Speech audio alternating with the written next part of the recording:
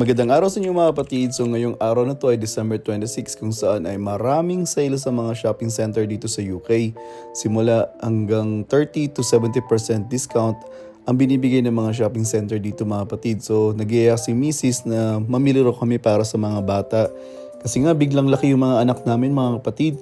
Yung mga damit nila dati ay hindi na nagkakasya sa kanila, medyo lumiit na.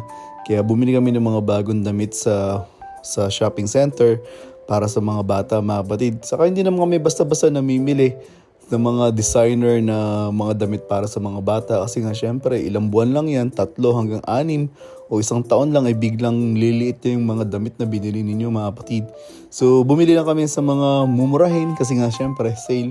At malaki yung natipid naming discount dito mga kapatid. Bumili kami ng mga gamit para sa mga bata. At syempre bumili na rin kami para kay Mrs.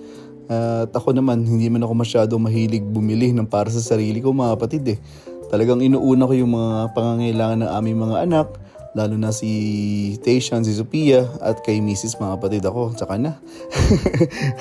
Mabuti pa naman eh. Saka syempre, meron akong magandang regalo na galing sa aking pamilya na talaga pinag-ipunan nila mga kapatid kasi nga 2 taon kong ginusto yung makabili ng JBL na speaker mga kapatid. Pero ano yan eh, binili ni Mrs. para sa amin, para sa akin pala.